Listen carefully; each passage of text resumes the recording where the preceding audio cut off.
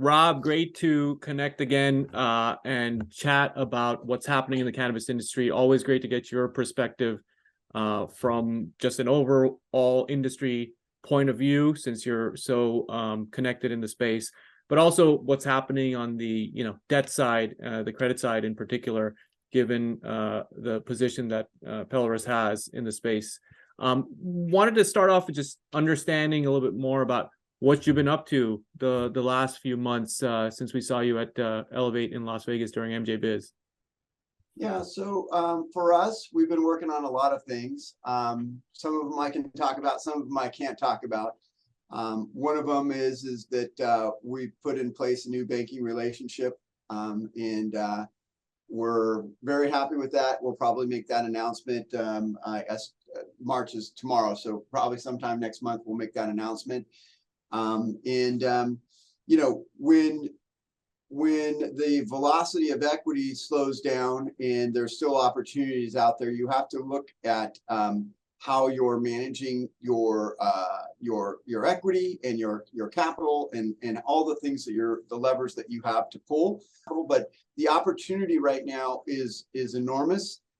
We are still we are not seeing all distressed transactions come to us. We're seeing some consultants and things come to us and run scenarios by us for new originations, but the transactions that we are seeing are solid transactions, great operators, and transactions that we want to move forward on. So we're looking forward to announcing some pretty significant transactions this year, as early as Q2, and Q3 will be some names that people will definitely know, not only in the U.S. but worldwide.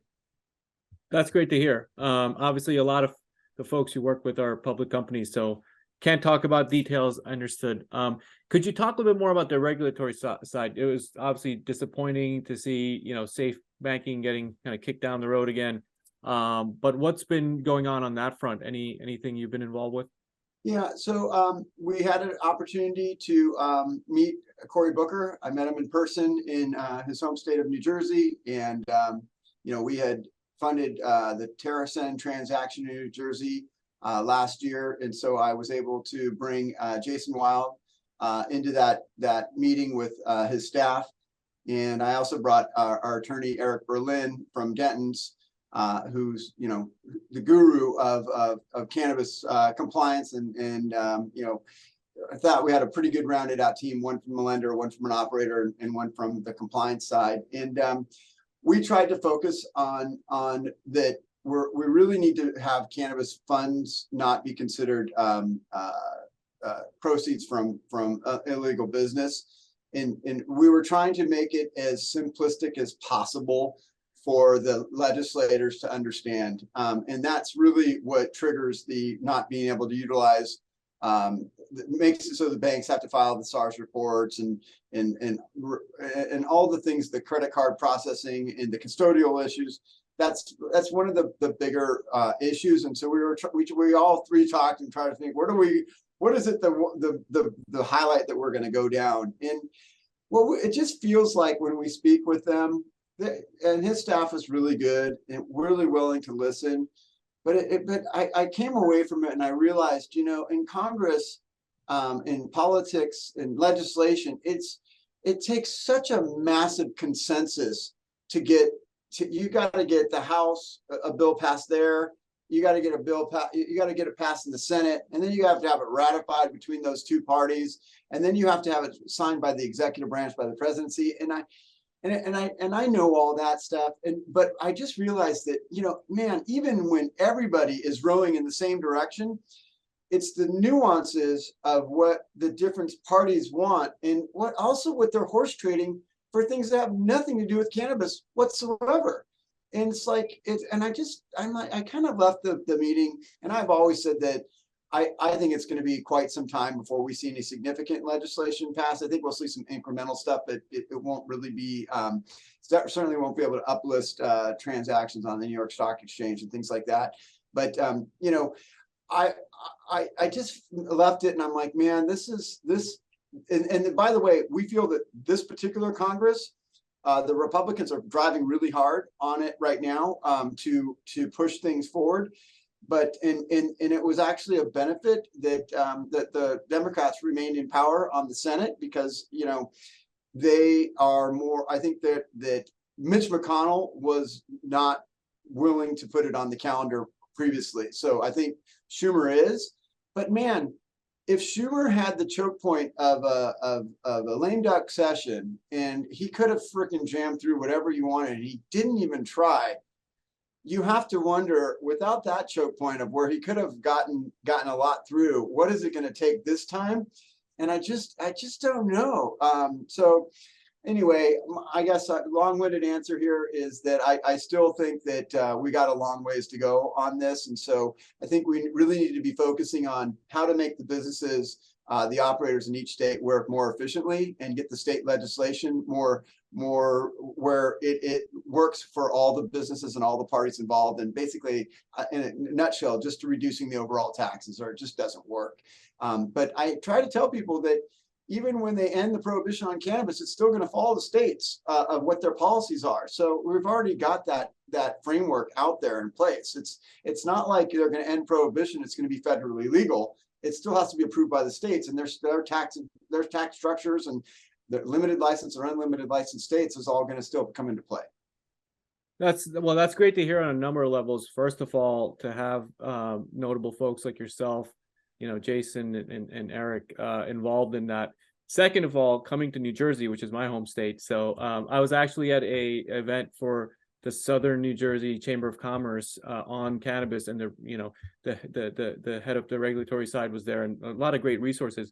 But you're right, the sausage is made in a very nuanced dance of information points and political choke points. And I think that the good news is, I think more and more folks are collaborating on getting the right information across to these regulators, to kind of move the ball forward. And it's good to hear from your comments that the Republicans are also focused on this issue. It's not something that's just kind of taboo to all of them. It's a mix of kind of two steps forward, one step back, at least in both parties.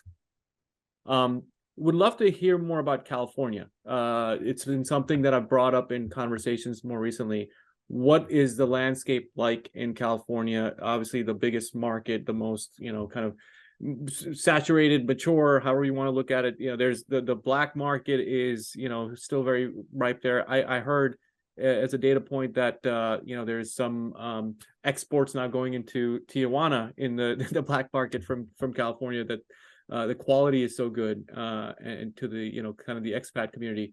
What are your thoughts on kind of California overall, and how you guys are lending there? Yeah, I'm laughing because one of our partners was just down in Mexico, and he's like, buddy, this is a joke down here.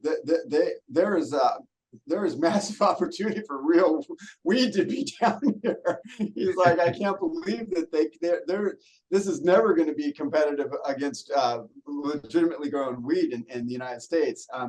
So California is, first of all, I try to break it into more nuanced categories. One, you've got the outdoor wholesale, and that's generally what people talk about when they talk about the market. And when you have an entire crop that comes up for sale, typically in October, that everybody has to buy from that batch of weed, nobody knows exactly what the size of the market is going to be when they started growing it, and it's a commodity, and you're going to have your ebbs and flows on the price and demand, and we kind of look at it as a up and down on a steady trend up.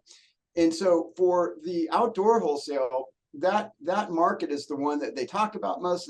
There's the most people that are doing that type of growing, and they're selling off to a brand that they don't know if it's going to be around when that harvest comes up, and all the different things. And so that market was oversaturated this last year, and people were having to sell for less than what it costs to produce it. And they have to sell because it's not going to last, to go to the next harvest. They got to get rid of it. So they got to extract whatever cash they can. All that inventory has been cleared out.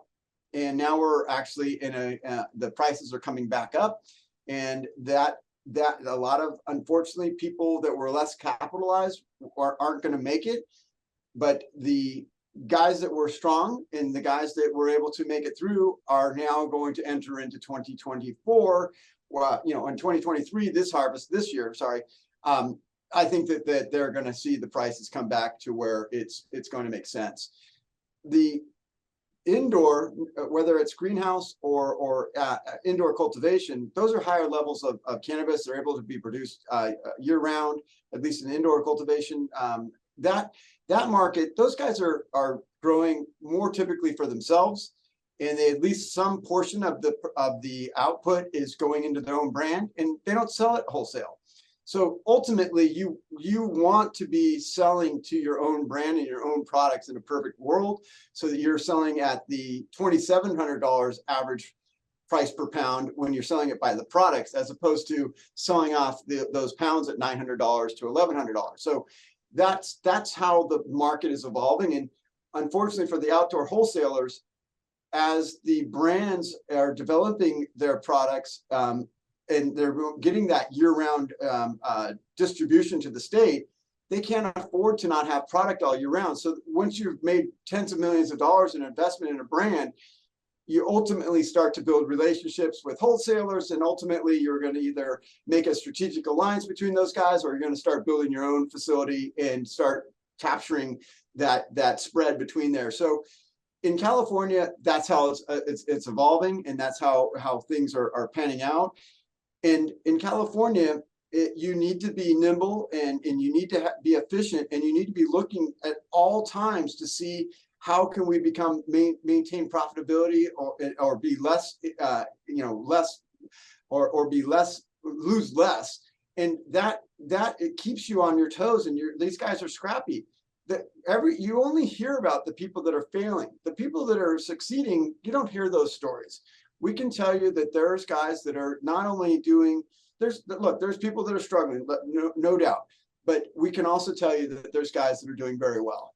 We can tell you that we know of a company that's been profitable since day one. You would never hear that story. They're totally privately held. They have no debt. We just happen to know him. They didn't want to borrow any money, doesn't need to, and they just grew slowly, and they just kept refining their processes. The reason I mention all this is when you have an MSO like Curaleaf try to come into the market and only able to sell $50 million across 3 states, that I think that's indicative of that these bigger operations, when you're hey, it's only scale that's going to matter in this. No, you got to be able to be nimble and know what's going on, and keep making adjustments, because the market continues to change. And I think that those large MSOs are going to have real trouble trying to emerge into the California market. They're probably going to have to acquire somebody that has gotten it figured out, and keep those people in place, and maintain to be scrappy. And they can learn something, because all those states, even if they're limited license states, are going to end up like California, whether it's in 2 years, 5 years, or 10 years. Right. I can tell you in New Jersey, I think there's been 1,500 licenses already issued, and it's a new market. California is the kind of the test case. How has that impacted your portfolio? Are you seeing any of your loans have issues because of the cannabis market going through these phases? None of our transactions have been impacted by those types of issues. The only impacts that we've had, specifically in the California market, were unrelated or idiosyncratic for what the business of cannabis is. Partnership dispute, issue with the city, wacky things that happen just in general course of a loan, that are not to do with the tenant not being able to be profitable. Gotcha. Finally, because this is kind of a quick update to understand where things are at, where do you see the cannabis markets evolving this year? What are kind of your hopes versus kind of the realities you're seeing? We talked about the regulatory side. That's a longer timeline, but do you think there'll be any kind of progress? Are you guys focused on underwriting in any particular geographies? I know you cover multiple geographies. But what are kind of your hopes for the cannabis markets this year? Well, I think that, California's gonna have some shakeout. I think that many transactions are gonna have some shakeout across the country. I think, just prognosticating, so many companies were so focused on expanding their footprint and market share and had no ability to get to profitability. And now they have no capital and they can't raise any capital and there's just no place to go. So unfortunately, there's going to be some shakeout from that. And the guys that were just taking it piece by piece, maintaining, making sure that they're keeping money on their balance sheet for OpEx. I think those guys are going to win in the long run. There's some significant transactions out there that it's just a matter of time until they go out. It's just unfortunate. And I think it's just that when you're publicly traded, you're looking to show growth and not always necessarily profitability. And you're looking to show investors that, hey, these metrics, we got a bigger footprint, we got this many stores, but we're losing tens of millions of dollars a month or whatever it is. That's just not a sustainable business model. And so I think that the private companies that didn't have that access to retail capital, that doesn't have any ability to underwrite, they just are buying off of what they looking at last quarter's financials. I think the private companies are gonna do better through this year. There's some great MSOs out there and I think that those guys, I'm not trying to group all of them, but there's a few that just went off the rails and I think that some of them are tenants to buy IPR, and I think that it's going to take a toll on some. There's going to be some residual effect across the industry on that. But look, it's just part of the growth of this industry as it's emerging, and there's going to be guys that fail. But what I try to remind people is just because an operator goes out of business doesn't mean that the cannabis market is not a good market to be in. We're at $27 billion of revenue. You just need to figure out your business model so that you can make your capture of that 27 billion profitable when it gets to the bottom line. And that's how you should be thinking about it. That's a great point. And that sounds like the silver lining in what is the most recent, kind of down period in this market. But you've been through a few of those in the past. So thank you, Rob, as always, for giving our followers an update on what's happening. Always great to catch up with you. Sounds good.